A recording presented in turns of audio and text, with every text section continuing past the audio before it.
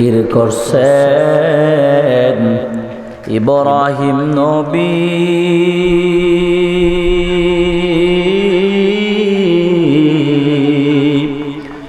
নমরুদে তার আগুনে ফেলি আগুন হলো ফুল বাগিচা আগুন হলো ফুল বাগিচা নবীর পশম জ্বলে না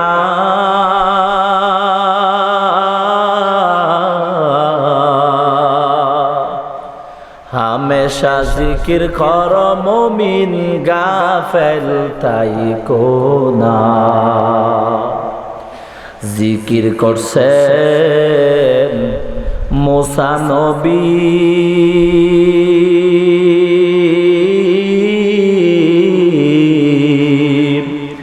তুর পাহাড়ে গেলেন চলি খোদার নূরে পাহাড় জলে খোদার নূরে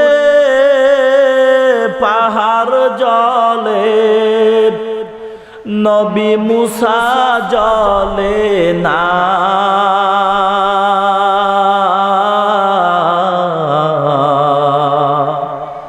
হামেশা জিকির কর মুমিন গাফেল তাই কোনা জিকির করছেন নবী ওলি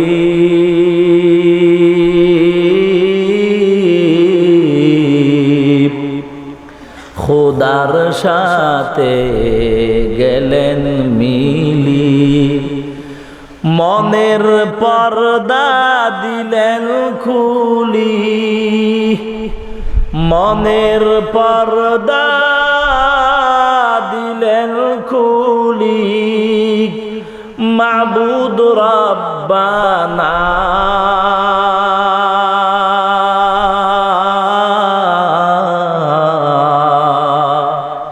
হামেশা জিকির কর মুমিন গাফেল তাই কোনা লা ইলাহা ইল্লাল্লাহ লা ইলাহা ইল্লাল্লাহ লা ইলাহা ইল্লাল্লাহ লা ইলাহা ইল্লাল্লাহ লা ইলাহা ইল্লাল্লাহ লা ইলাহা ইল্লাল্লাহ লা ইলাহা ইল্লাল্লাহ লা ইলাহা ইল্লাল্লাহ মুহাম্মাদুর রাসূলুল্লাহ সাল্লাল্লাহু আলাইহি ওয়াসাল্লাম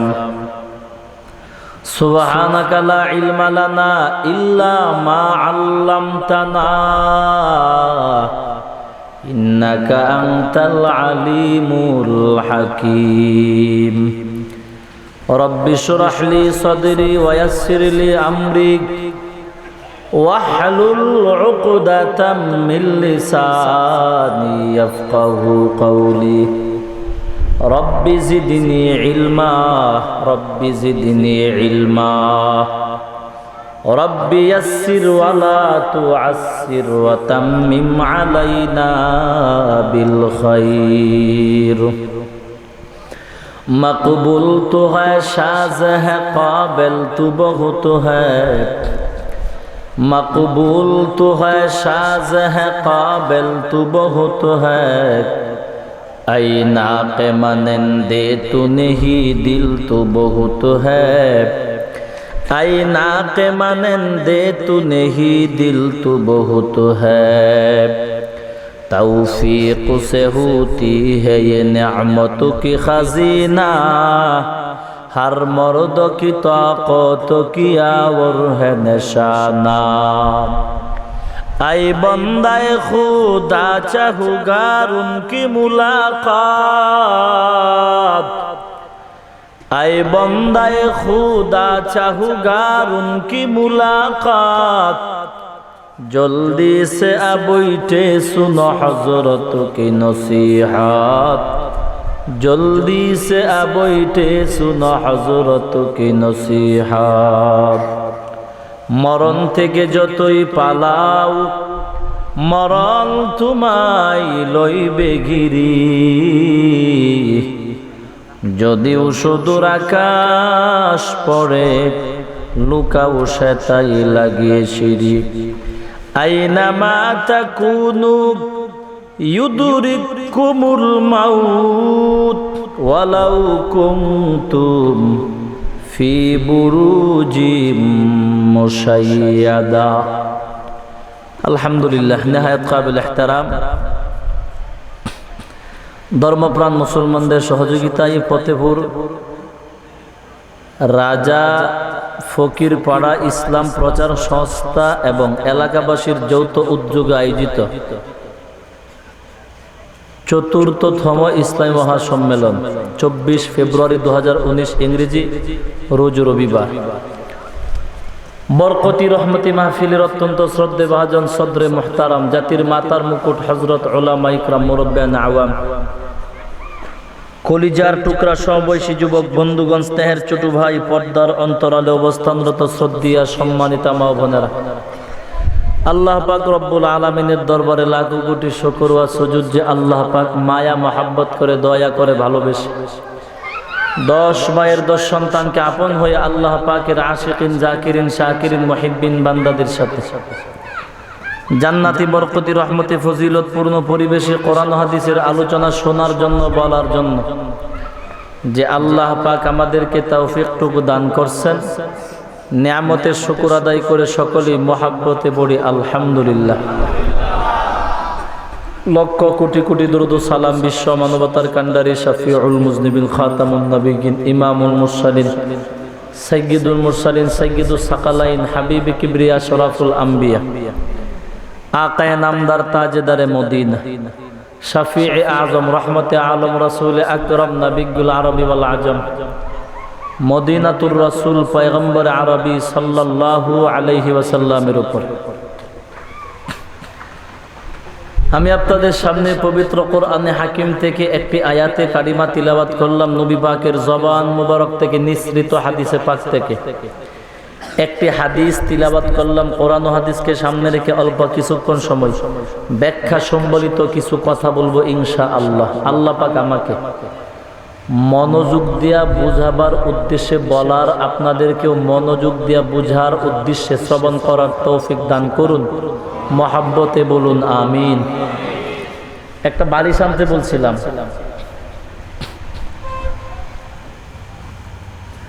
এই ফ্যান্ডেলে কখনো এই সোফা দিবেন না, এগুলি দিবেন। এগুলি দিলে তো ওই বসলে কবরে চলে যায়। আমি থাকি কবরে, মাতৃস থাকে আসমানে, বসতে কষ্ট হয়, কথা বলতে কষ্ট হয়। ভাই, যে আয়াতে কারিমা তিলাওয়াত করলাম, আল্লাহ পাক রব্বুল আলামিন তিলাওয়াতকৃত আয়াতে আল্লাহ তাআলার প্রতি, কোরআনের প্রতি মানুষের আকীদার দিক থেকে, বিশ্বস্ততার দিক থেকে যেন কোনো ভুল না থাকে, কোনো সমস্যা যেন না থাকে, কমতি যেন না থাকে, আল্লাহ তাআলা মানুষের মনের বিশ্বাস আকীদাকে আল্লাহ তাআলার প্রতি, কোরআনের প্রতি সঠিক বানাবার জন্য তিলাওয়াতকৃত আয়াত আল্লাহ তাআলা নাজিল করলেন। কারণ না, এটা হবে না, এটা ওই বালিশ লাগবে। কারণ হলো একটি মানুষ আল্লাহ এইদিকে আরেকবার এলে ঘাড়ে ধরে ধাক্কা দিয়ে ফেলা দেবেন, পারবেন নি? ধাক্কা দিয়ে ফেলা দেবেন। সারি শয়তান কোথায়, ফাতাইরা ফাতাইরা।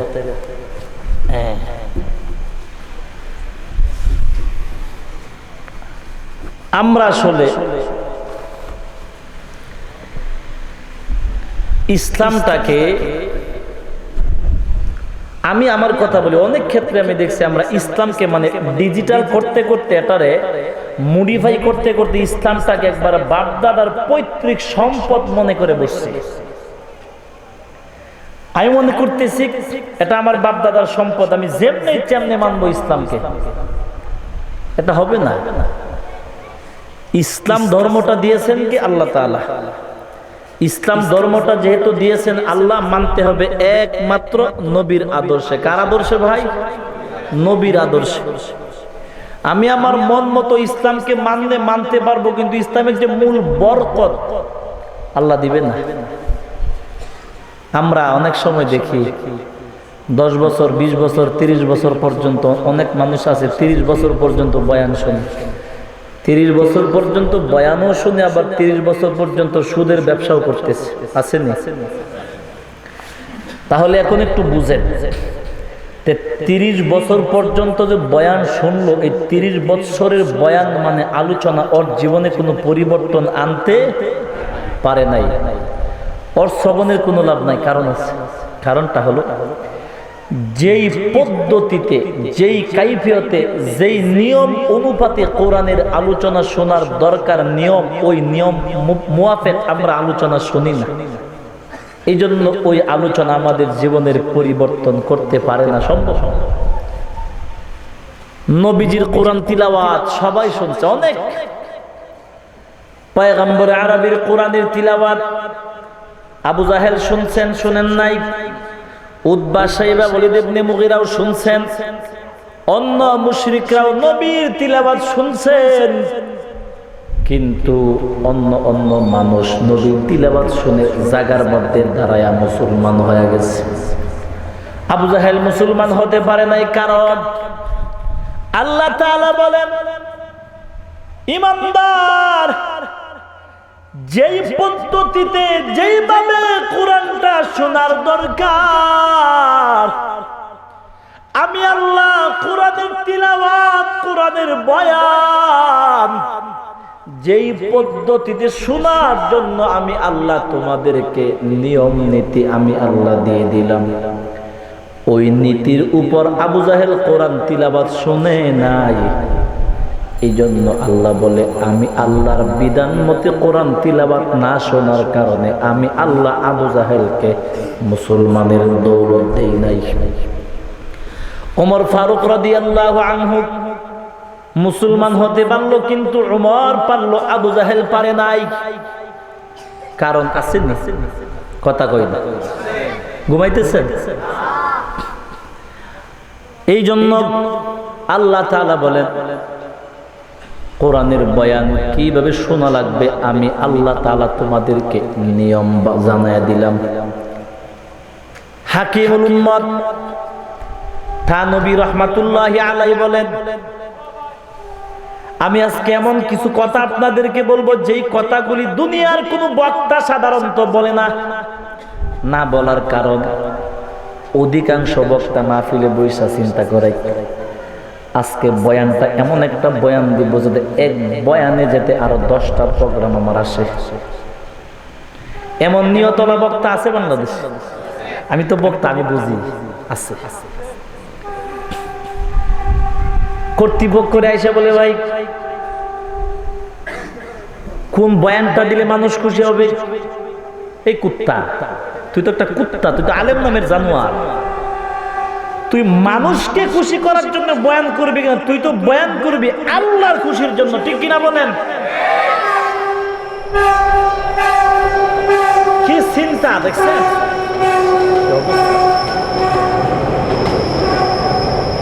মানুষ কোন বয়ানটা করলে খুশি হবে ওই বয়ানের জন্য ব্যাককল গাদা পাগল।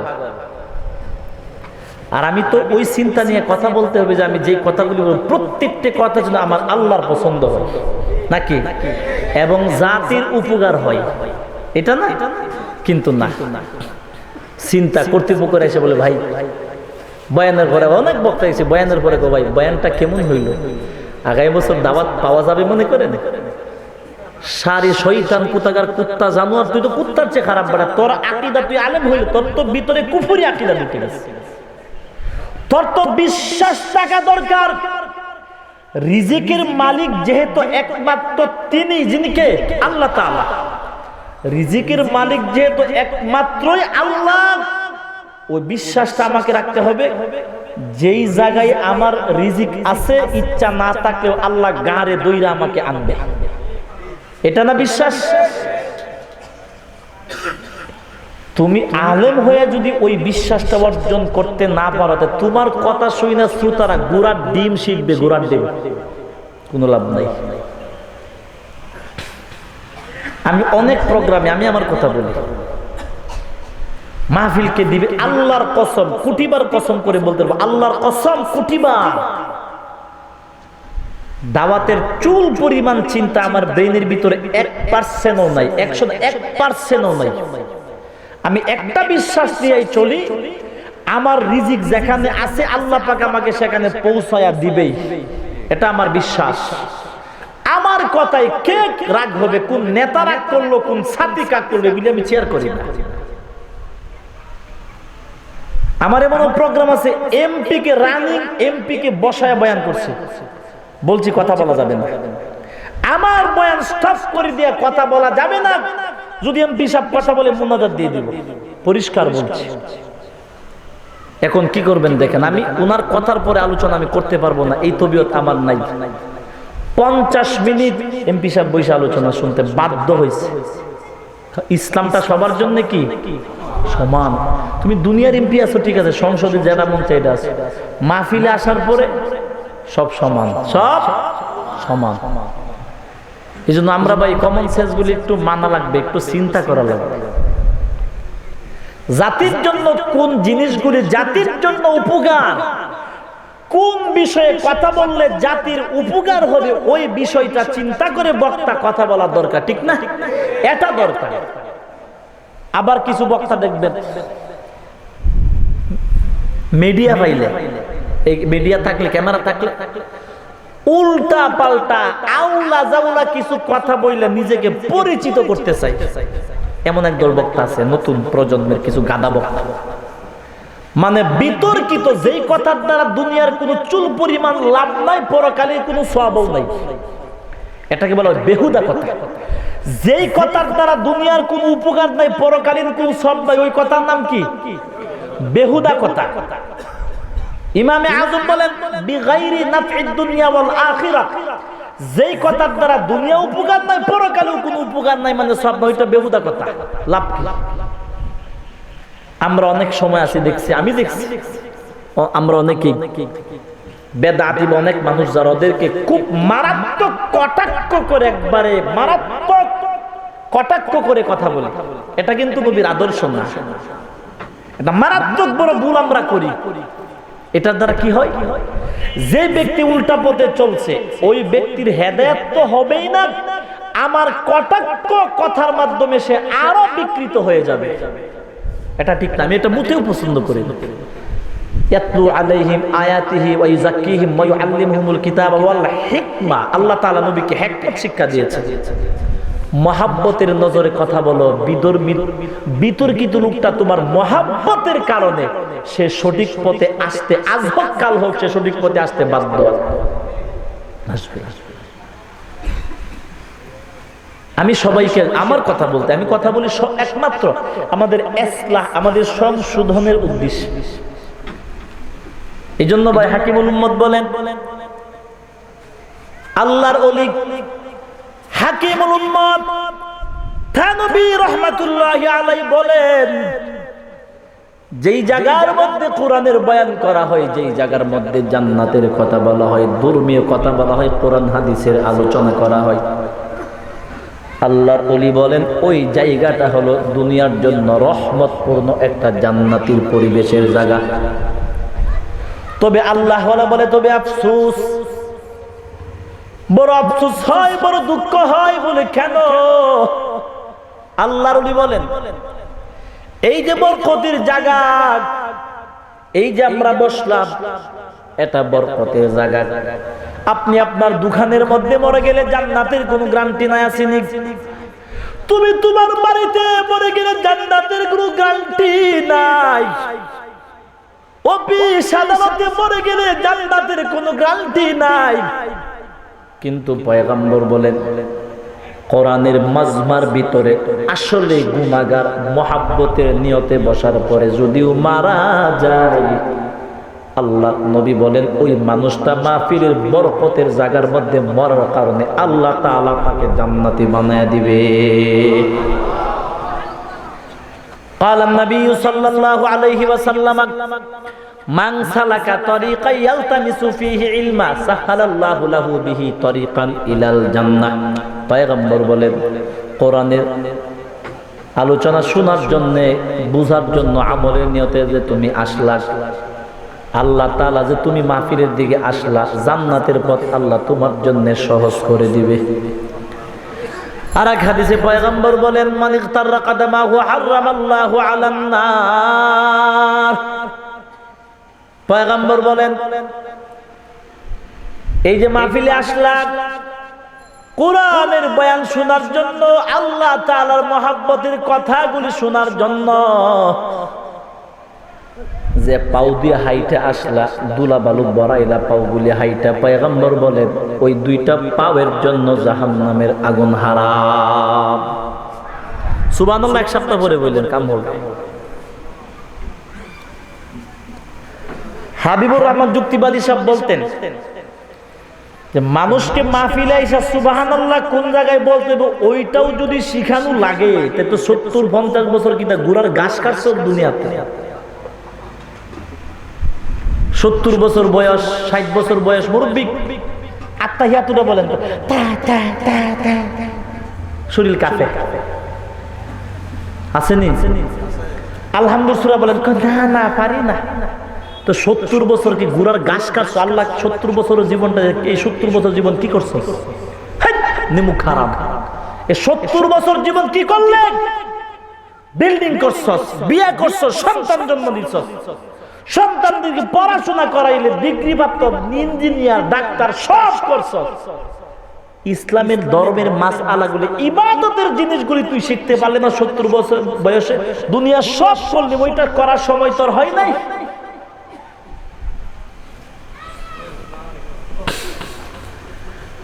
আমাদের ওই যে বললাম নিজের জীবনের চরিত্রের দিকে তাকাইলে মনে হয় যে একটা কুত্তার চরিত্র আমার চেয়ে অনেক ভালো। আসলে ভালো। একটা কুত্তারে কখনো কুত্তারে দেখছেন? একটা কুত্তা আর একটা কুত্তা রাস্তার মধ্যে কামড়ায় মাইরা ফেলছে দেখছেন কখনো? মারেন।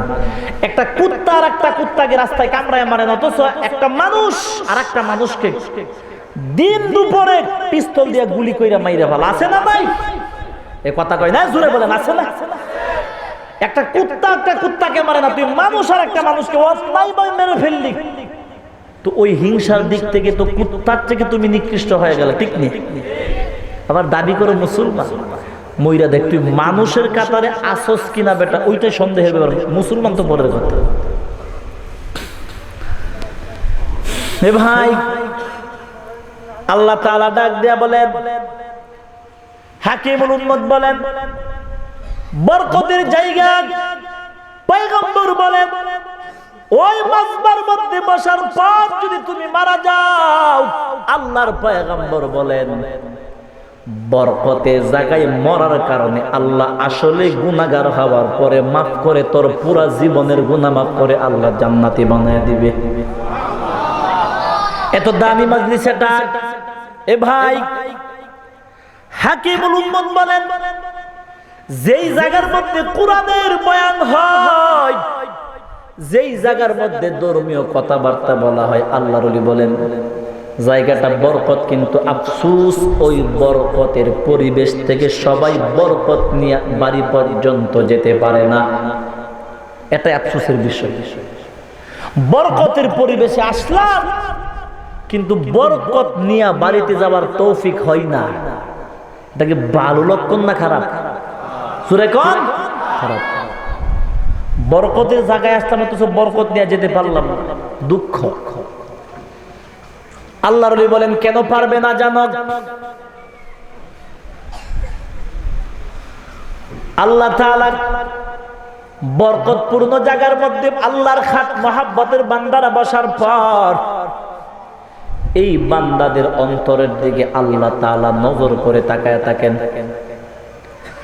যার মনের মহাব্বত আজমত, যার মনের মহাব্বত আজমত বরকত ওয়ালা মন, যাদের মন মাহফিলের দিকে মনোযোগ থাকে, ভালো থাকে, আল্লাহর ওলি বলেন ওই মানুষটার মনের দিকে তাকাইয়া যার মনটা যত ভালো আল্লাহ তাআলা মাহফিলের বরকত তাকে তত বেশি দিয়ে বাড়ি পর্যন্ত পৌঁছায়া দেয়। তো আপনার মনের অবস্থা কেমন সেটা আপনি আমার থেকে ভালো বুঝবেন। সব শ্রোতার মন কিন্তু এক থাকে না, ঠিক না? এই যে হাজার হাজার শত শত মানুষ বসছে বা বসে, সবার মন কিন্তু এক না, এক একজনের মনের এক এক অবস্থা। এই জন্য ভাই আল্লাহ তাআলা বলেন আমার কোরআনের আলোচনা কিভাবে শোনা লাগবে ভালো করে বুঝো। আল্লাহ তাআলা বলেন তোমরা দুনিয়াতে একজন আর একজনের কথা যেইভাবে শুনো, দুনিয়ার জীবনে একজন আর একজনের কথা তোমরা যেইভাবে শুনো, আমি আল্লাহর কথা ওইভাবে শুনলে তোমাদের হক আদায় হবে না। আমি আল্লাহর কথা শোনার পদ্ধতিটা আমি আল্লাহ তোমাদেরকে জানায় দিলাম। আমার পদ্ধতি মতো তোমাদের কোরআনের কথা শোনা লাগবে। আমি আল্লাহর বিধান মতো কোরআনের বয়ান শোনার পর আমি আল্লাহর পছন্দ হয়ে গেলে আমি আল্লাহ তোমাকে কোরআন থেকে বরকত আমি আল্লাহ দান করব। আল্লাহর ওয়াদা সত্য না মিথ্যা? ওয়াদাল্লাহি হাক্কা, ইন্নাল্লাহা লা ইউখলিফুল মিআদ।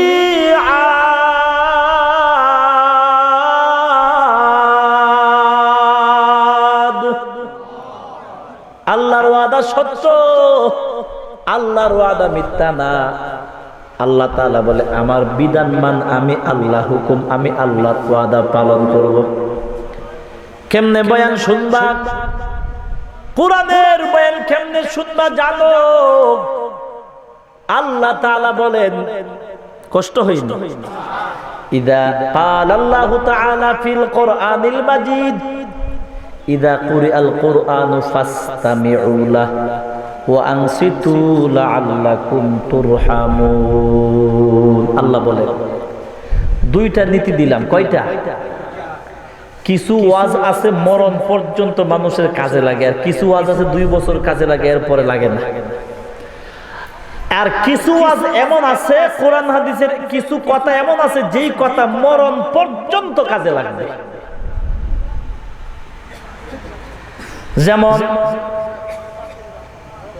মনে করেন দাম্পত্য জীবনের মাসআলা, বিয়ার পরে বউকে নিয়ে কেমনে সংসার চালাইবা, বিয়ার পরে বউকে কেমনে নিয়ে সংসার করবা, বিবিকে কোন পদ্ধতিতে তুমি রাখবা। আল্লাহর পয়গম্বর বলেন দাম্পত্য জীবনের মাসআলা ইসলামের ভিতরে আছে না নাই? দাম্পত্য জীবনের মাসআলা তোমার সারা জীবন কাজে লাগবে না। যদি তুমি জীবনে বিয়ে নাই করো, যদি তুমি কোন যুবতীকে তোমার জীবন সঙ্গিনী যদি তুমি না বানাও, তাহলে বিয়ার মাসআলা তোমার জীবনে লাগবে না, লাগবে না। এবার সন্তানকে কেমনে বড় বানাইবা?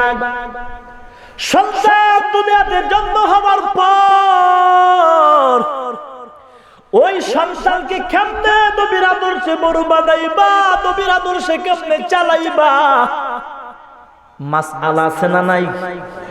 আল্লাহর রহমত, মনে করো বিয়ে করলা কিন্তু সন্তান বলতে কিচ্ছু নাই।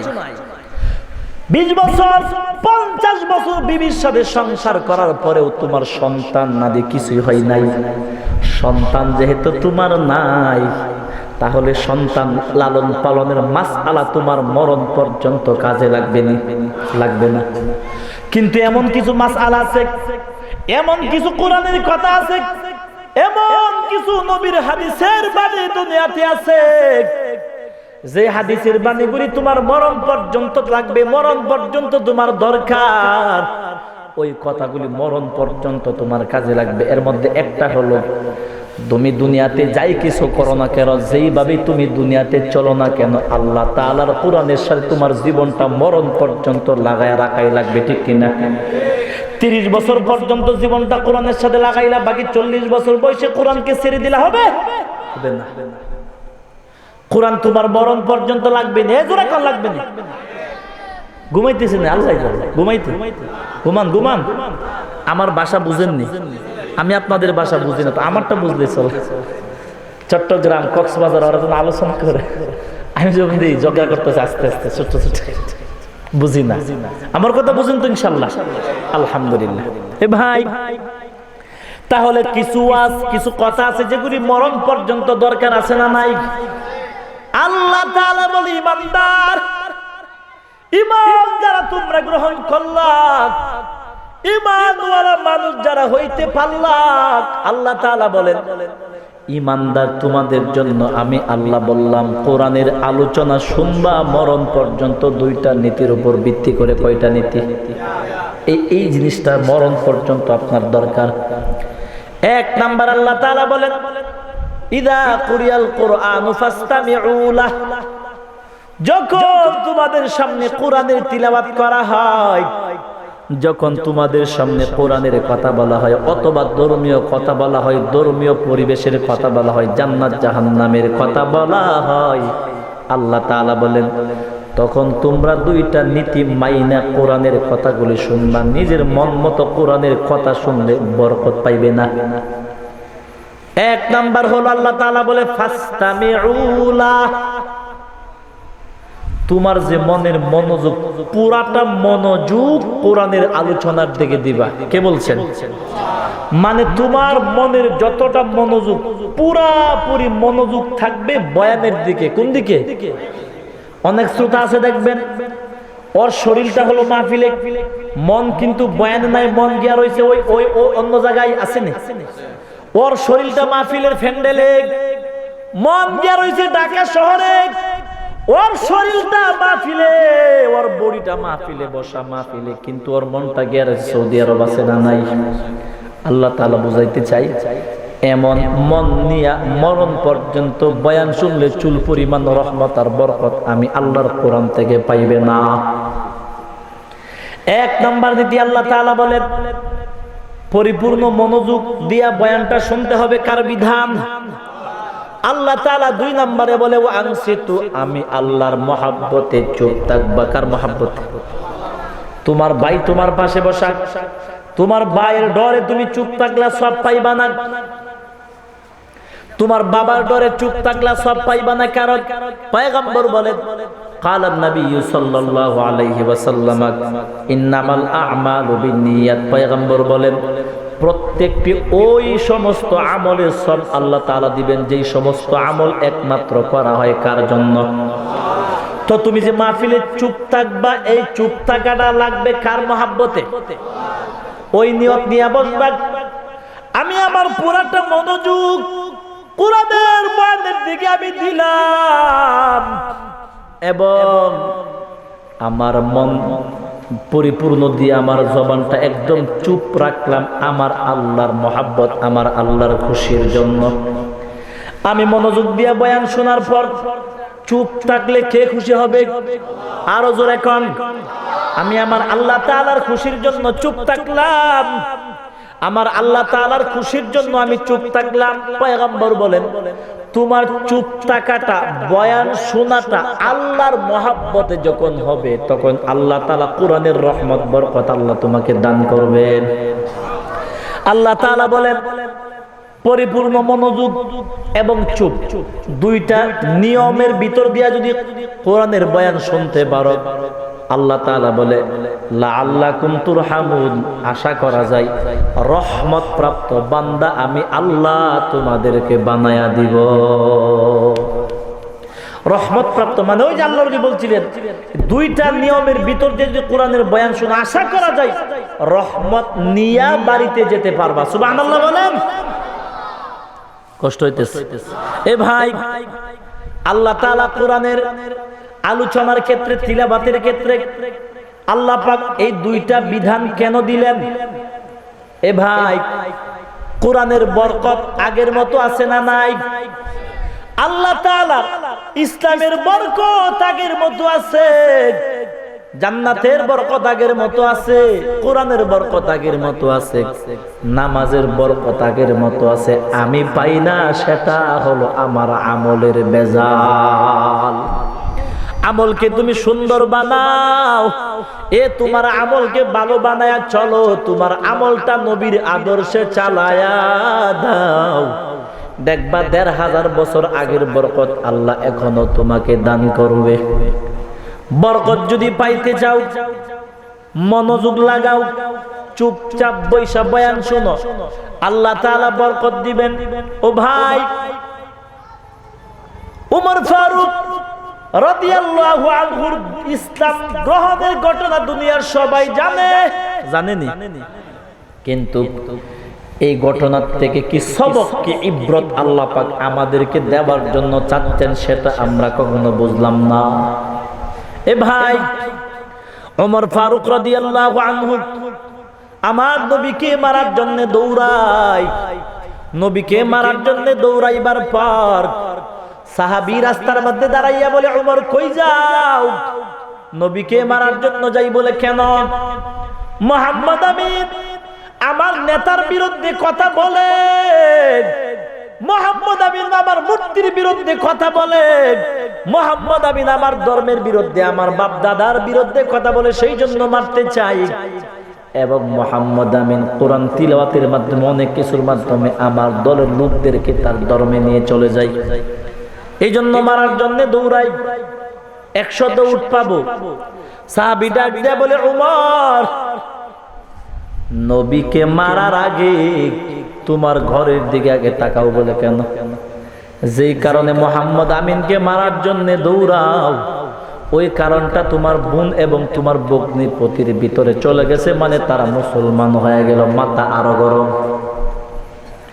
যাকে মারার জন্য যাইতেছি যেই কারণে, ওই কারণটা আমার ঘরের ভিতরে ঢুকে গেছে। ও ভাই,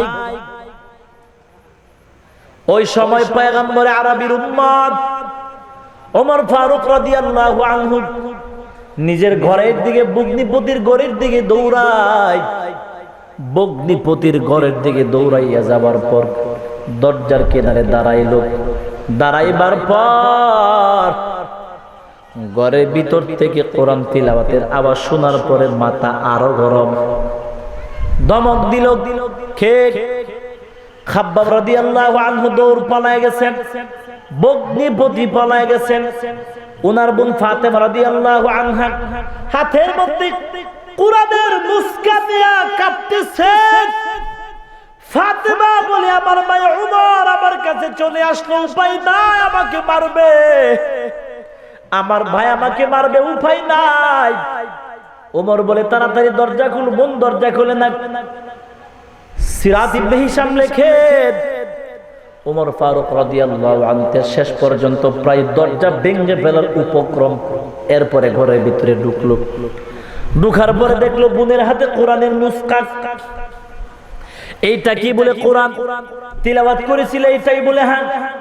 যেই মাত্র বলছে ওই কোরআনের মুসকাটাই তিলাওয়াত করছিলাম, দেরি নাই, ওনার হাতের চাবুক দিয়া এত মারতে লাগলো নিজের বোনকে, বেদম মারতে লাগলো, বিরামহীন ভাবে মারতে লাগলো।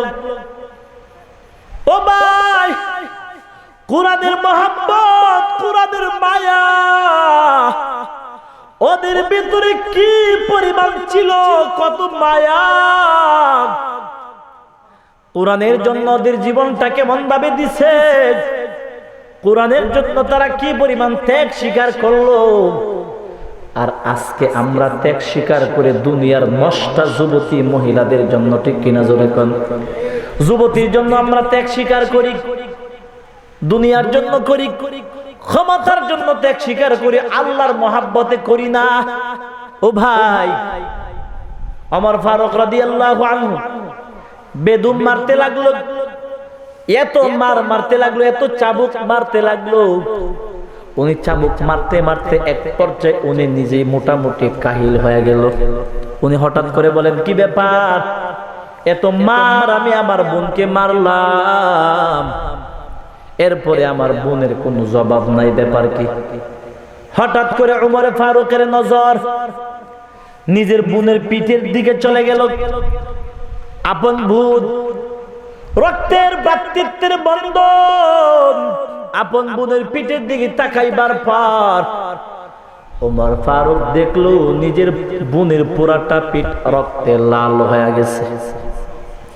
বোনের পিঠের দিকে তাকাইবার পর ওনার মনটা একটু ধাক্কা লেগে গেল, থমকে গেল। সর্বনাশ, এত মার আমি মারলাম বুঝতেই পারি নাই। ওই সময় পর্দার বিধান নাজিল হয়েছিল না, পর্দার আয়াত তো নাজিল হয়েছে জয়নাব রাদিয়াল্লাহু আনহার বিবাহের সময়। জয়নাব রাদিয়াল্লাহু আনহা, আল্লাহ তাআলা আমার নবীজির প্রত্যেকটা বিবিদেরকে এক এক দিকে এক একটা বিবিকে আল্লাহ গুণ মর্যাদা দিয়ে দিয়েছেন। সুবহানাল্লাহ বলেন। আমাদের মা উম্মাহাতুল মুমিনিন নবীর বিবিদের সম্মান খেয়ে দিছে আল্লাহ তাআলা। জিবরিল আমিন, আল্লাহ তাআলা বলে জিবরাইল যাও আমার নবীকে আমার সালাম জানায়া দাও, আর আমার নবীকে জানায়া দাও আমি আল্লাহ আমার নবীর সাথে জয়নবের বিয়া পড়ায়া দিলাম। আমার নবীকে গিয়া বলো জাইনাবকে নিয়ে ডাইরেক্ট বাসর ঘরে চলে যাওয়ার জন্য। কত বড় কথা। জিবরিল আমিন বলে পয়গম্বর আল্লাহ তাআলা সালাম জানায়া দিয়েছেন।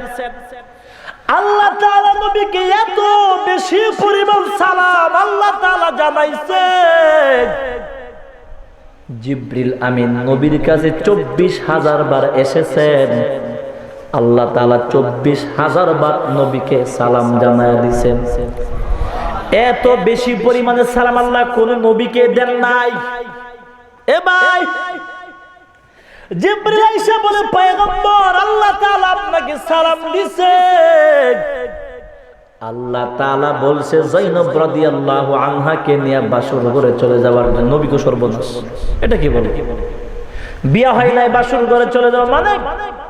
জিবরিল আমিন বলে পয়গম্বর বিয়া লাগবে না, জয়নব রাদিয়াল্লাহু আনহার সাথে আপনার বিবাহ আরশে আযমে আল্লাহ ফেরেশতাদের মাধ্যমে আল্লাহ করায়া দিয়েছে। জয়নব রাদিয়াল্লাহু আনহা বলতেন আমি কেমন মহিলা জানো, আল্লাহ তাআলা আমাকে কত সম্মান দিছে। আমি কেমন মহিলা জানো, দুনিয়ার কোন নারীর বিয়ে আল্লাহ নিজে পড়াই নাই, কোন মহিলার বিবাহ আল্লাহ নিজে পড়াই নাই, কিন্তু আমার বিবাহ দুনিয়ার কেউ পড়াই নাই। আমার বিবাহ পড়াই দিয়েছেন আরশে আযমের মালিক আমার আল্লাহ। কত বড় কথা। দুনিয়ার কোন নারীর বিয়া কি আল্লাহ পড়াইছে? জাইনাবের বিয়ে আল্লাহ পড়াইছে। এ ভাই, ওমর ফারুক রাদিয়াল্লাহু আনহু বোনের পিঠের দিকে তাকাইবার পর থমকে গেল।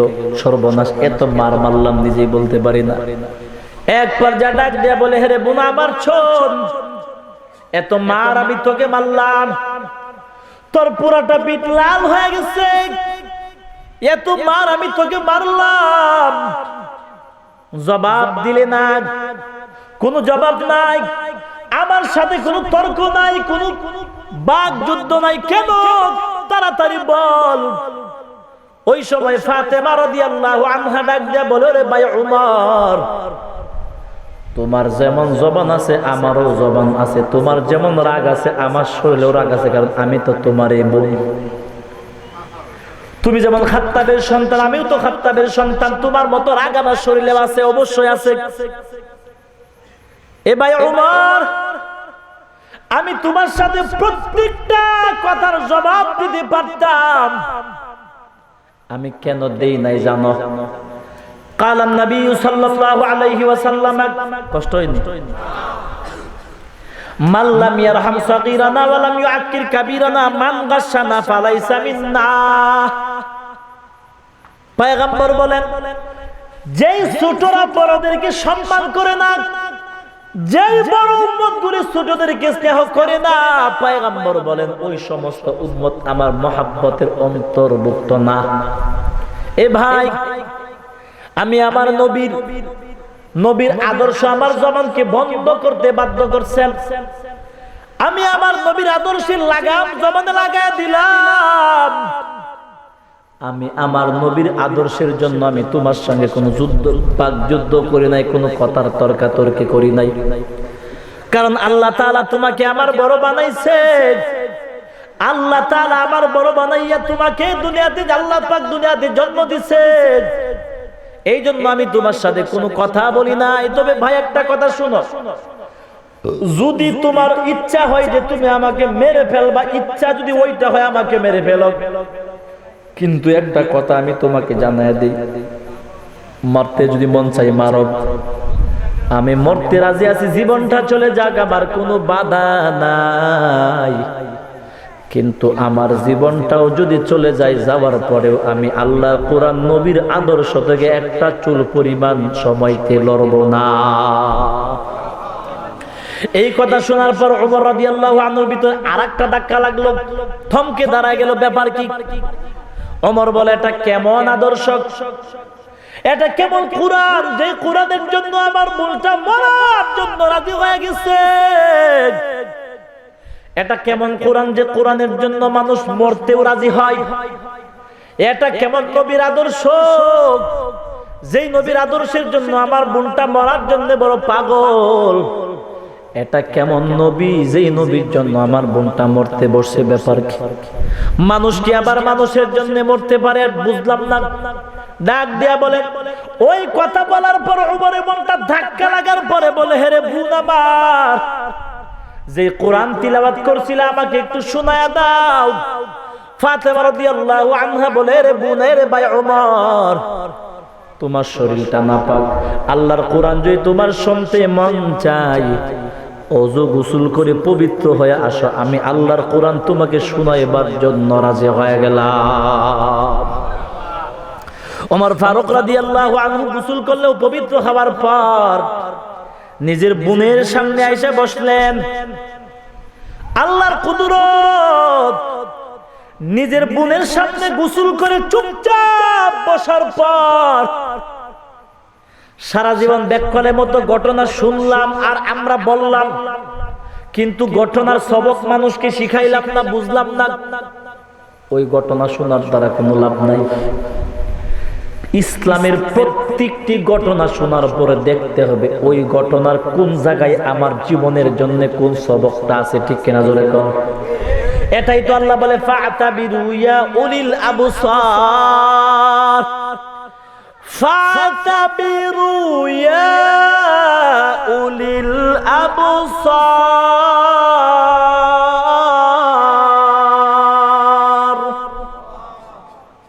ইবরাত হাসিল করার জন্য আমি আল্লাহ দিলাম। এ ভাই, ওমর ফারুক রাদিয়াল্লাহু আনহু গোসল করে পবিত্র হয়ে বোনের সামনে বসার পরে বলে, আমাকে শোনাও। যে মাত্র কোরআন শোনার জন্য বসলো, বগ্নিপথে খাব্বাব রাদিয়াল্লাহু আনহু দুজন চলে আসলেন। আর মারবে না, মনটা নরম। আল্লাহ তাআলা বলে, বান্দা, যেইভাবে কোরআনের কাছে আসলে বরকত পাইবা, ওইভাবে কোরআনের কাছে আসো। ওইভাবে কোরআনের কাছে আসতে তোমার দেরি হবে, আল্লাহর কোরআন তোমাকে জান্নাতি মানুষ বানাইতে দেরি করবে না।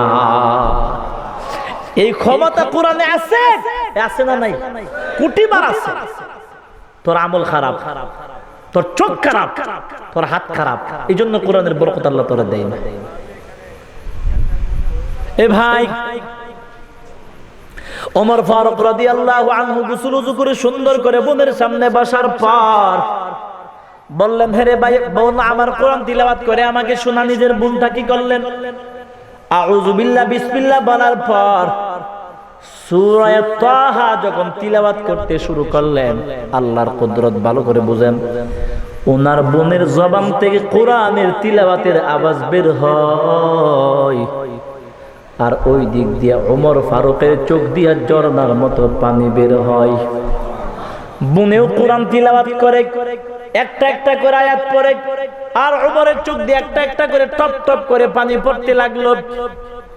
বোন কিছু বুঝতে পারলো না। বোন আশ্চর্য হয়ে গেল, যেই ভাই ওমর, আমার যে ভাই প্রথমবার কোরআন তিলাওয়াত শোনার পরে যেই ভাই আমাকে চাবুক দিয়ে আঘাত করলো, ওই ভাই এখন আমাকে মারে না, বরং ওই ভাই এখন আমার কোরআন তিলাওয়াত শোনার পরে কাঁদতে শুরু করলো। ব্যাপার কি? তিলাওয়াত করতে করতে, ইন্নানি আনাল্লাহ লা ইলাহা ইল্লা আনা ফা'বুদনি, ইন্নানি আনাল্লাহ উমর তো আরবি মানুষ, কোরআনের শব্দ আর আয়াতের অর্থ বুঝে ফেলছেন। যেই মাত্র বোন তিলাওয়াত করলো ইন্নানি আনাল্লাহ, অর্থ হলো একমাত্র আমি আল্লাহ, আর কেউ নাই। এই পর্যন্ত বোন তিলাওয়াত করে যখন ওই পর্যন্ত আসলো, আসার পরে ওমর ফারুক রাদিয়াল্লাহু আনহু বলে, বোন আর তিলাওয়াত করা লাগবে না, আমি আমার মাওলার পরিচয় পেয়ে গেলাম, আমি আমার মাওলাকে পাইলাম। আমার মাওলা বলছে ইন্নানি আনাল্লাহ, আমার মাওলাই নাকি আল্লাহ, কেউ নাই। এ বোন আর তিলাওয়াত করা লাগবে না, চুপ কর, আমি আমার মাওলাকে খুঁজে পাইলাম। মাওলা ছাড়া কেউ নাই। আল্লাহ বলছে ফাবুদনি, আমার ইবাদত করো। ওমর বলেন, আল্লাহ যদি আল্লাহর ইবাদতের কথাই বলেই থাকে, আমি কেন মূর্তির ইবাদত করব, গাছের ইবাদত করব, মাছের ইবাদত করব, চন্দ্র সূর্যের ইবাদত আমি কেন করব? চন্দ্র সূর্য যিনি বানাইছেন তার ইবাদত হবে, ঠিক কিনা? ওই সময় ডাক দিয়া বলে, বোন তাড়াতাড়ি আমাকে চলো। ওই সময় ওমর চোখের পানি দিয়ে নিজের বুক বাসাইছেন, কান্নার আওয়াজ। হঠাৎ করে ডাক দিয়া বলে, রে বোন আমার, তাড়াতাড়ি চল, এত সুন্দর কোরআন যে নবীর উপর নাজিল হয়েছে, তাড়াতাড়ি আমাকে সে নবীর কাছে নিয়ে চল। এ ভাই ভালো করে বুঝেন, ঘটনা বলা মূল উদ্দেশ্য না, মূল উদ্দেশ্য হলো বিষয়টা বুঝাবার জন্য। আল্লাহ তাআলা ডাক দিয়া বলছে ফাসতামিউ লাহ, কোরআনের বয়ান শুনবা মনোযোগ দিয়া, ওয়ানসিতু, চুপচাপ বৈশা। এ ভাই ওমর কাঁদতে শুরু করলেন। ভালো করে বুঝেন, আসল ব্যাপারটা হলো ওমর ফারুক রাদিয়াল্লাহু আনহু প্রথমবার যখন বোনের তিলাওয়াত শুনছিল দরজার মধ্যে দাঁড়ায়, তখন কিন্তু ওনার ভিতরে মনোযোগ ছিল না, রাগ ছিল। কি ছিল? রাগ ছিল। জবানও চুপ ছিল না, বোনকে গালাগালি করতেছিল। আল্লাহ তাআলা কোরআনে যেই দুইটা বিধানের কথা বলছে, একটা বিধানও ছিল না। ওমরের মনোযোগও ছিল না, জবানও চুপ ছিল না, রাগ ছিল, গালাগালি ছিল। আল্লাহ তাআলা বলেন, আমি আল্লাহর ওয়াদা কত সত্য, আমি আল্লাহর ওয়াদা কত সত্য। দ্বিতীয়বার ওমর ফারুক রাদিয়াল্লাহু আনহু দ্বিতীয়বার যখন ওযু গোসল করে পবিত্র হইয়া পুনের সামনে যখন বসলো, দ্বিতীয়বার কোরআন শোনার সময় উনার মনোযোগ পুরাটাই ছিল কোরআনের দিকে, ঠিক কিনা?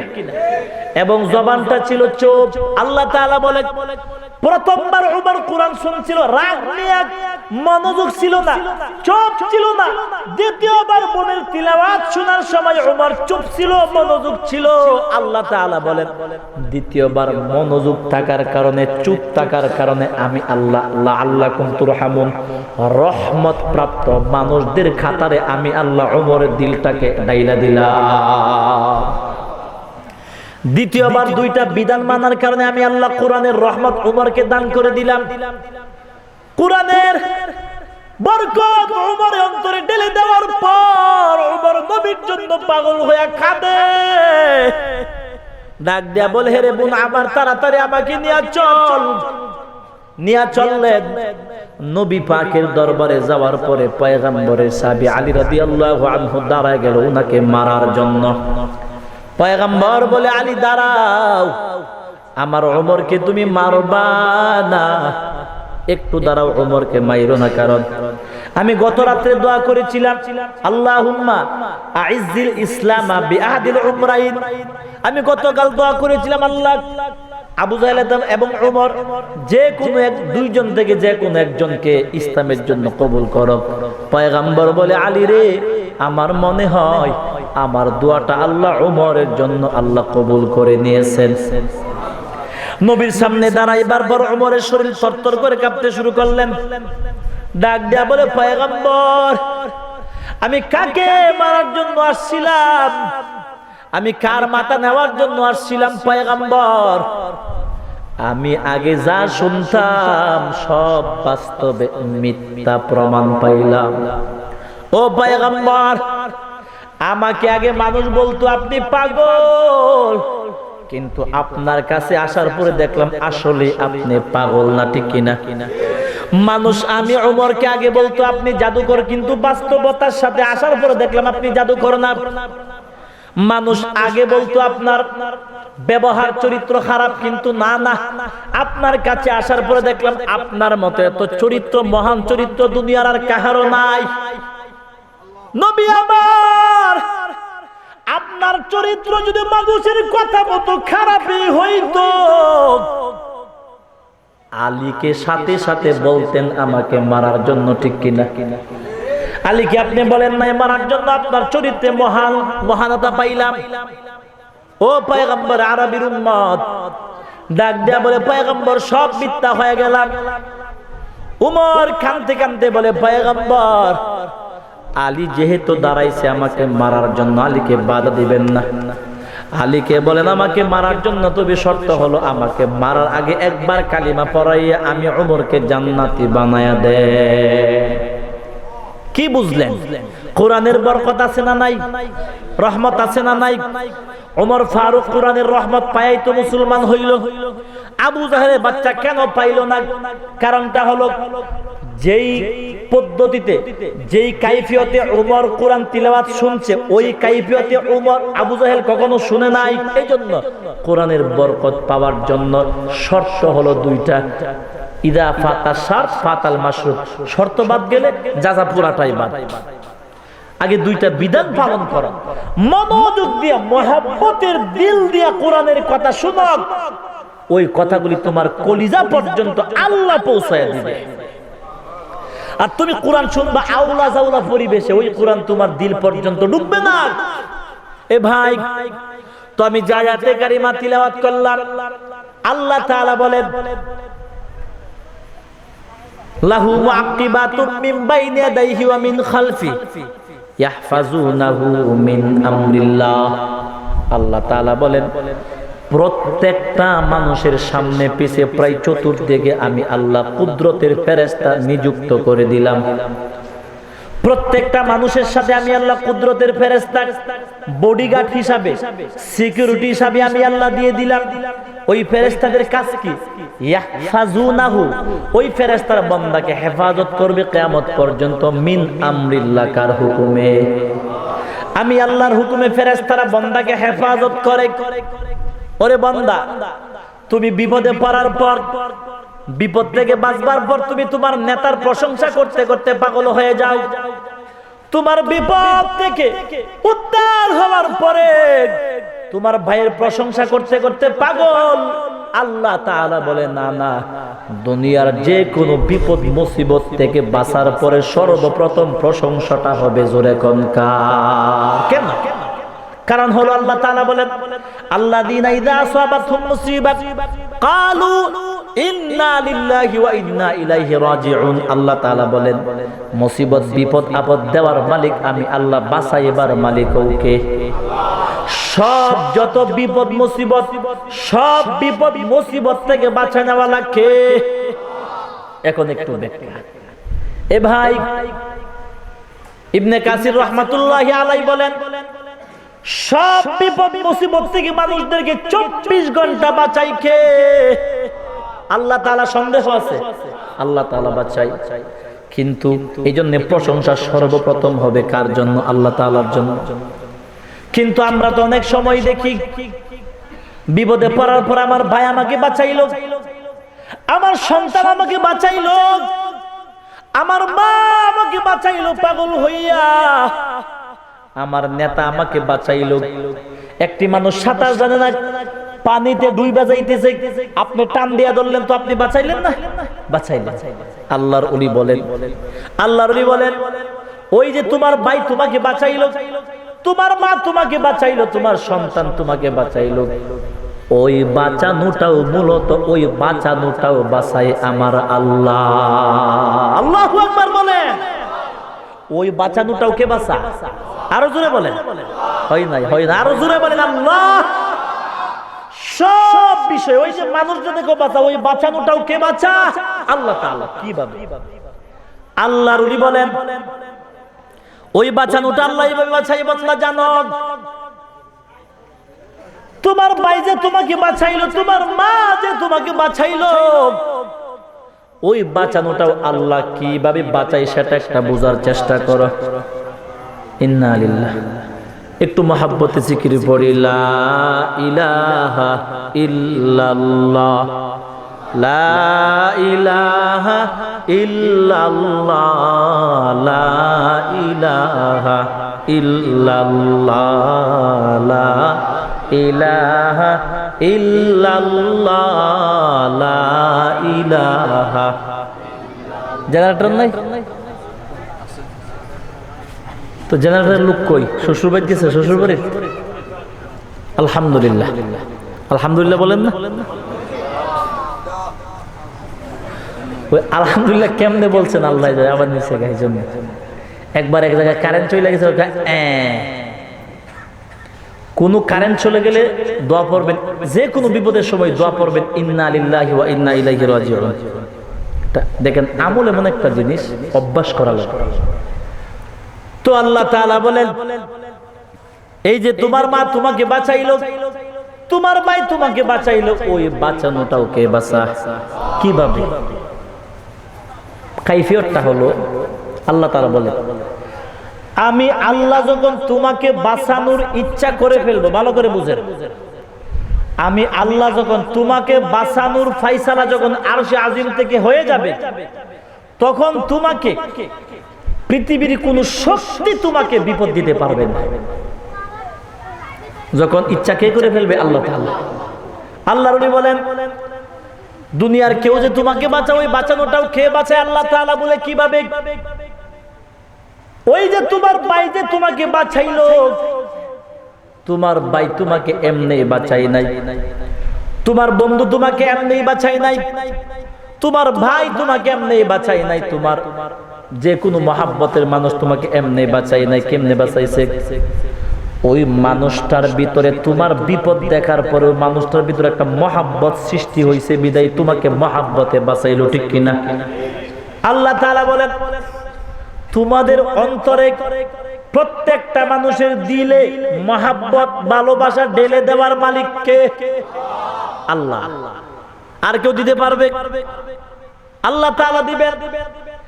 আল্লাহ তাআলা বুঝাইতে যাও, রে বান্দা, আমি আল্লাহকে চিনার মতো চিনো। ওরে বান্দা, যে মানুষটা তোকে বিপদ থেকে বাঁচাইলো, কেন বাঁচাইলো জানো? তোমাকে বাঁচাবার জন্য যে পরিমাণ মায়া মহাব্বত দরকার, ওরে বান্দা, তোমাকে বাঁচাবার জন্য ওই পরিমাণ মায়া মহাব্বত আমি আল্লাহ ওই মানুষটার অন্তরে ঢেলে দিয়েছিলাম। ওই মানুষটার অন্তরে তোমার জন্য মহাব্বত আমি আল্লাহ ঢেলে দিয়েছিলাম, সেজন্য সে তোমাকে বাঁচালো। অনেক মানুষ দেখবেন বিপদে পড়ে মইরা যায়, কত কঠিন, এরপরেও কাছে মানুষটা একদম কাছে বাঁচাই না, আছে না? কেন বাঁচাই না? ওর জন্য মায়া লাগছে না, বাঁচাই না। মায়া কেন লাগে না? ওই ব্যক্তির জন্য মহাব্বত আল্লাহ তার অন্তরে দেয় নাই, সেজন্য সে তাকে কাছে পাওয়ার পরেও বাঁচাইতে পারে না। তাহলে আল্লাহ তাআলা বলেন, ওই মানুষটাকে বাঁচাইবার জন্য যে তুমি মহাব্বত করলা, ওই মানুষটার অন্তরে আমি আল্লাহ মহাব্বত তোমার জন্য দেওয়ার কারণে কিন্তু সে তোমাকে বাঁচাইলো না, হয় বাঁচাইতে পারবে না। আল্লাহ তাআলা বলে, ইমানদারের দল, আমি আল্লাহর চাইতে মহাব্বতের বন্ধু তোমার কেউ নাই। আমি আল্লাহ তোমার সব চাইতে বড় আপন, আমি আল্লাহর চাইতে বড় আপন তোমার কেউ নাই। আমি আল্লাহ তোমার মার চাইতে বড় আপন, আমি আল্লাহ তোমার বাবার চাইতে বড় আপন, আমি আল্লাহ তোমার সন্তানের চাইতে বড় আপন, আমি আল্লাহ তোমার দুনিয়ার সবার চাইতে বড় আপন। ওরে সন্তান, ভালো করে বুঝ, যদি তুমি মনে করো তোমার মা তোমার বড় আপন, বাংলাদেশের হাজার হাজার ঘটনা আছে, আপন মা সন্তানকে জবাই করতে, সন্তানকে আপন মা ফালাইয়া মাইরা অন্য পুরুষের সাথে চলে গেছে, ঘটনা আছে না নাই? যদি তুমি বলো তোমার সন্তান তোমার বড় আপন, এমন ঘটনা বাংলাদেশে আছে। কত সন্তান মা বাবাকে জবাই কইরা এরপরে সম্পত্তির লোভে পাগল, আছে না নাই? জোরে কোন। ওরে নবীর উম্মতের দল, আল্লাহ তাআলা বলে, বান্দা, এটা আসলে তোমার দুনিয়ার অল্প কিছুক্ষণের জন্য আপন, এটা হলো স্বার্থের আপন। আসল নিঃস্বার্থের মহাব্বতের আপন হলো একমাত্র, জোরে কোন কে? আল্লাহ তাআলা বলে বান্দা আমি আল্লাহ যখন তোমাকে বাঁচাবার ইচ্ছা করব, আমি আল্লাহ তোমাকে বাঁচাবার জিম্মাদার গ্রহণ করার পর, আমি আল্লাহ তোমাকে বাঁচাবার জিম্মাদার গ্রহণ করার পর আমি আল্লাহ তোমাকে যে কোনো মাধ্যমে আমি আল্লাহ বাঁচাবো। আমি আল্লাহ ইচ্ছা করলে তোমাকে মানুষের অন্তরে মহব্বত দিয়া বান্দা তোকে বাঁচাবো। আমি আল্লাহ চাইলে হিংস্র প্রাণীর অন্তরে মহব্বত দিয়া বান্দা তোকে বাঁচাবো। আমি আল্লাহর ইচ্ছা হলে একটা কুত্তার অন্তরে মহব্বত দিয়া বান্দা তোকে বাঁচাবো। আমি আল্লাহর ইচ্ছা হলে একটা সাপের অন্তরে মহব্বত দিয়ে আমি আল্লাহ তোকে বাঁচাবো। ওই বিষয়টা পুরোটাই হলো একমাত্র কার? আমি আল্লাহ বাঁচানোর ইচ্ছা করে ফেললে কোন কাইফিয়তে তোকে বাঁচাবো সেটা একান্তই কার ব্যাপার? ও নবীর উম্মতের দল, আজকে থেকে প্রায় 7-8 বছর হবে, এমন 7-8 বছরের ঘটনা। ঢাকা পুরান ঢাকায় একটা ঘটনা ঘটে গেল। এক মা তার অবৈধ সন্তানকে মেরে ফেলার জন্য একটা বিস্কিটের কার্টনের ভিতরে সন্তানকে ভরে ভালো করে কষ্ট দিয়ে পেঁচাইয়া ডাস্টবিনের মধ্যে ফেলে দিল। পত্রিকার মধ্যে ঘটনাটা চলে আসছে। ওরে ভাই, ওই মা অবৈধ সন্তানকে এখন মেরে ফেলার জন্য, কারণ ওই সন্তানকে পাওয়ার পরে মানুষ বলবে তোমার স্বামী নাই, সন্তান কোথায় থেকে পাইলা? জিনার দ্বারা পড়ে যাবে, ওয়ালাদুজ জিনা প্রমাণ হয়ে যাবে, জারদ সন্তানের মা প্রমাণ হয়ে যাবে। ও নবীর উম্মতের দল, ওই মা তখন কি করলেন?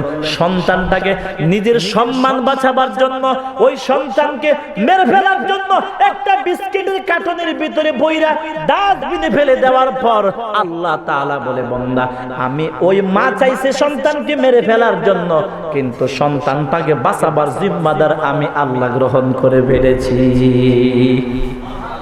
এ ভাই, অবৈধ সন্তান, এই আজ থেকে হয়তো 1-1.5 সপ্তাহ আগের ঘটনা, পুরা পৃথিবীতে ফেসবুকে ভাইরাল হয়ে গেছে।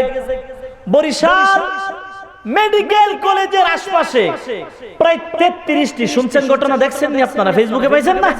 এই কথা কয় না, পাইছেন না? বরিশাল মেডিকেল কলেজের আশপাশে প্রায় 33টি নবজাত সন্তান পাওয়া গেছে, সবগুলি ওয়ালাদুজ জিনা, অবৈধ। এগুলি কেন হয়? আল্লাহর ওলি আহমদ শফী দামাত বারকাতুহুল আলিয়া বলেছিলেন, সহ শিক্ষার কথা। আল্লাহর ওলির ওই কথাটা না মানার কারণে, সহ শিক্ষা চালু রাখার কারণে বরিশাল মেডিকেল কলেজের আশপাশে 33টা নবজাত অবৈধ কুত্তা, অবৈধ দারুণ সন্তান পাওয়া গেছে। এগুলি মা বাপ ঠিক আছে একটা? সব ওয়ালাদুজ জিনা, জিনার সন্তান। যে 33টা যুবতীর গর্ভ থেকে 33টা জিনার সন্তান বের হয়েছে, ওই সবগুলি যুবতী জারদ সন্তানের মা, ঠিক কিনা বলেন? এই যুবতীগুলি জারদ সন্তানের মা হওয়ার পিছনে একমাত্র কারণ সহ শিক্ষায় ঢুকতে ঢুকতে ঢুকতে এমন এক পর্যায়ে গেছে, পর্দা শেষ, ডন্ট মাইন্ড। বুঝেন কথা? বাস হয়ে গেল, বিয়ার আগে সব শেষ, ওই নারীর জীবনটা পুরোটাই শেষ। আহমদ শফীর কথা মানলে, আল্লাহর ওলির কথা মতো শিক্ষা ব্যবস্থা গ্রহণ করা হইলে 100 বছরের ভিতরেও একটা অবৈধ সন্তান পার্কের গোড়ায়, কলেজের গোড়ায় পাওয়া যাবে না। কিন্তু আহমদ শফীর কথা শোনার পরে বাংলাদেশের কিছু কুত্তি আছে, নারী জাতের কলঙ্ক, বদমাশ, চরিত্রহীন, বেহায়া। আল্লাহর ওলির কথা শোনার পর বাংলাদেশের নারীবাদীর কিছু কুত্তির দল আছে, চরিত্রহীন, নোংরা। ওদের মাথার তার ছিঁড়ে গেছে। আর কতগুলি কুত্তাওয়ালা মিডিয়া আছে, কুত্তার জাত মিডিয়া, বাস ইলেকট্রিক মিডিয়ার মধ্যে ছেড়ে দিল। কি বললো? হুজুর সহশিক্ষার বিরুদ্ধে অনেক কিছু হাবিজাবি আছে না, কত কিছু লিখেন। উনি মুরব্বী মানুষ, একটা নসিহাতা, মুরব্বিয়ানা নসিহত স্বরূপ উনি একটা ভালো কথা বলছে। কি খারাপ কথা বলছে নাকি? ভালো কথা। ওইটাকে নিয়ে মাশাআল্লাহ এত মাতামাতি। আজকে আমরা সোনার বাংলা মহাব্বতে সোনার বাংলা করতে চাই। সোনার বাংলা হবে ঠিক, কিন্তু মানুষ হবে কুত্তার মানুষে, মানুষ আর সোনার হবে না। সোনার বাংলা হবে কিন্তু মানুষ সোনার হবে না। আমাদের আজকে আপনি সব দিকে তাকায় দেখেন, বাংলাদেশের যুবক সমাজের দিকে তাকায় দেখেন, অধিকাংশ যুবক মাদকের দিকে চলে যাচ্ছে, আছে না নেই? শেষ। এ ভাই, ওই মা অবৈধ সন্তানটাকে মেরে ফেলার জন্য মা সন্তানটাকে বিস্কিটের কার্টনের ভিতরে বইরা ডাস্টবিনের মধ্যে ফেলে দিল। আল্লাহ তাআলা বলে, বান্দা, এমন জায়গায় তুমি বিপদে পড়বা যেই জায়গার মধ্যে তোমার দুনিয়ার কেউ থাকবে না বাঁচাবার জন্য, একমাত্র আমি আল্লাহ যে কোনো উসিলায় আমি আল্লাহ তোমাকে বাঁচাবো। সুবহানাল্লাহ, জোরে কোন। এ ভাই, ওই সন্তানটাকে মা বিস্কিটের কার্টনের ভিতরে বইরা ডাস্টবিনের মধ্যে ফেলে দেওয়ার পর ওই জায়গার মধ্যে কিন্তু কোনো মানুষ ছিল না। আল্লাহ বুঝায় যে আমি আল্লাহ বাঁচানোর ইচ্ছা করলে কেমনে বাঁচাই একটু চিন্তা কর। ওই জায়গার মধ্যে কোনো মানুষ ছিল না, কেউ ছিল না, একটা কুকুর ছিল, কুত্তা।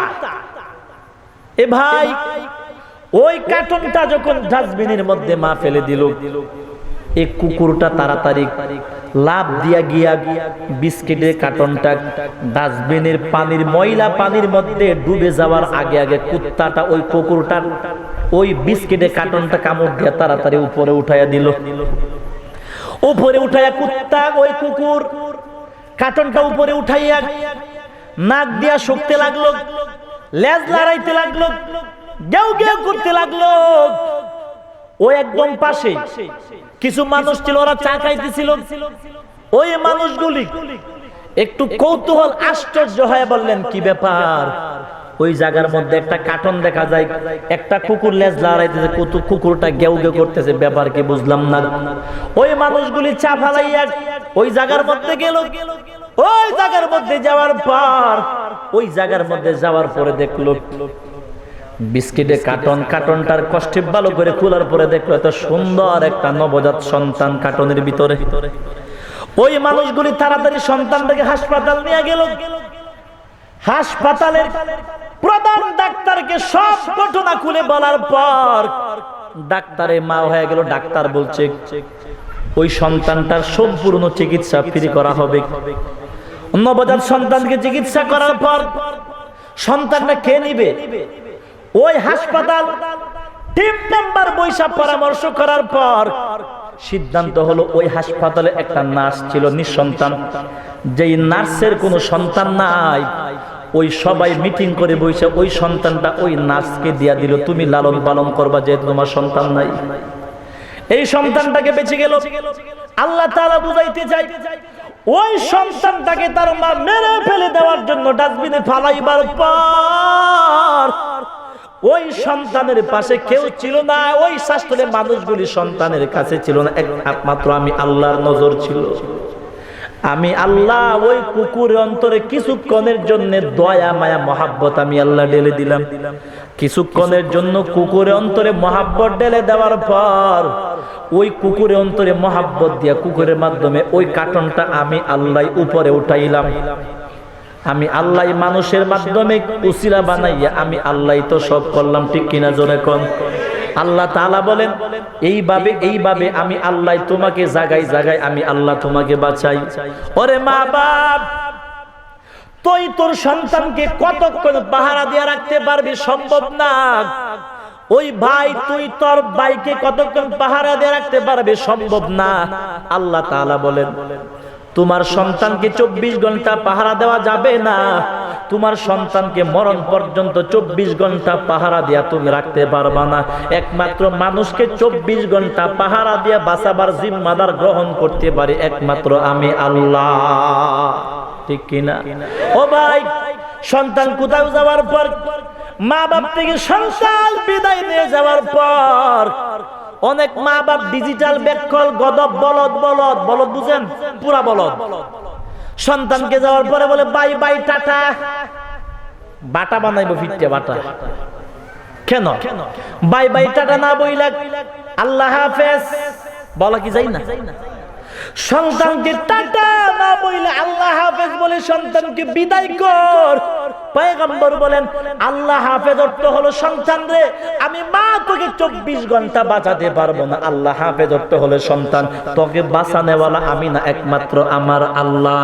ওরে মা বাপ, তোমার সন্তানকে মহাব্বতে আল্লাহ হাফেজ বলে যখন তুমি সন্তানকে বিদায় দিবা, পয়গম্বর ডাক দিয়া বলে উম্মত, আল্লাহর মহাব্বতে সন্তানকে আল্লাহ হাফেজ বলে বিদায় দেওয়ার পর আল্লাহ তাআলা বলে ও ফেরেশতারা, আমার বান্দা ওই মা ওর সন্তানকে আমি আল্লাহর জিম্মায় ছেড়ে দিল, আমি আল্লাহ ওই সন্তানের জিম্মাদার হয়ে গেলাম, সন্তানকে বাঁচাতে হবে। আল্লাহর পয়গম্বর বলে ওই সন্তানকে আল্লাহ হাফেজ বইলা আল্লাহর কুদরতের শক্তির উপর সন্তানকে ছেড়ে দেওয়ার পর ওই সন্তানটা জিম্মাদার আল্লাহ হয়ে যায়। পয়গম্বর বলে ওই সন্তানটা সব দুনিয়া ঘুইরা মায়ের কলিজার কাছে কাছে আসার আগ পর্যন্ত ওই সন্তানটার সব কিছুর বিপদ মুসিবতের জিম্মাদার হয়ে যায় আমার আল্লাহ। আর আল্লাহ যখন তোমার সন্তানের জিম্মাদার হবে, দুনিয়ার কোনো বডিগার্ড লাগবে? কথা কয় না লাগবে? লাগবে না। পরবর্তী হুজুর কই, একটু তাড়াতাড়ি নিয়ে আসেন। এ ভাই, তো আল্লাহ তাআলা ডাক দিয়া বলেন মানুষকে, আল্লাহ তাআলা তো এটাই বলছেন ইয়াহফাজুনাহু, ওই ফেরেশতারা মানুষদেরকে হেফাজত করে মিন আমরিল্লাহ, কার হুকুমে? আরো জোরে কোন, আল্লাহর হুকুমে। আল্লাহ তাআলা হুকুম করলে ফেরেশতারা তোমাকে বাঁচাবে, আল্লাহ তাআলা হুকুম না করলে ফেরেশতারা তোমাকে বাঁচাবে না। ও নবীর উম্মতের দল, আল্লাহ তাআলা অন্য আয়াতের মধ্যে ডাক দেয়া বলে আল্লাহু খায়রুন হাফিজা ওয়া হুয়া আরহামুর রাহিমিন। আল্লাহ তাআলা বলেন আমি আল্লাহর চাইতে উত্তম শ্রেষ্ঠ বাঁচানেওয়ালা দুনিয়াতে আর কেউ, জোরে কোন আছে? আর কেউ নেই। শ্রেষ্ঠ বাঁচানেওয়ালা যেহেতু আল্লাহ, তাহলে আমি সব বিপদ মুসিবতের ক্ষেত্রে সর্বপ্রথম ভরসা করব কার উপর? আরো জোরে কোন, আল্লাহ তাআলার উপর। ওই বিশ্বাসটা আমাকে আগে রাখতে হবে যে আমার সব বিপদ মুসিবত থেকে আমাকে সর্বহালতে বাঁচানোর মালিক, জোরে কোন কে? আল্লাহ তাআলা। এ ভাই, তো আল্লাহ তাআলা বলেন আমি আল্লাহ তোমাদেরকে বাঁচাই, আমি আল্লাহ ছাড়া তোমাদেরকে বাঁচানোওয়ালা কেউ নাই। ও নবীর উম্মতের দল, আসবে না এই সব বন্ধু আগে বলবেন না আমাকে, এই ওই দেখো উইটা দৌড় মারা লাগা, বয়ান কি শেষ হয়েছে? আমরা আসছি, আমি মুসাফির মানুষ, আমি মুসাফির মানুষ, আমরা আসছি তো মা বাবার জন্য একটু দোয়া করা দরকার না? কথা কই না, দরকার আসেনি? তো মা বাবার জন্য দোয়া না করে আমি চলে যাইতেছি, আসলাম তো আসার দ্বারা কি লাভ হলো? ওই জন্য আমি প্রথমে বলছিলাম আল্লাহর ওলি থানবী রাহমাতুল্লাহ আলাইহি বলছে মাহফিলে আসবে সবাই, কিন্তু বরকত নিয়ে সবাই বাড়িতে যেতে পারবে না। এটা হলো মূল বিষয়। এ ভাই, তো আল্লাহ তাআলা বলেন, আল্লাহ তাআলা বলেন আমি আল্লাহ আরশে আজিম থেকে আইসা তোমাদেরকে বাঁচাই না, ফেরেশতাদের মাধ্যমে আমি আল্লাহ তোমাদেরকে বাঁচাই। ঠিক কিনা জোরে কোন?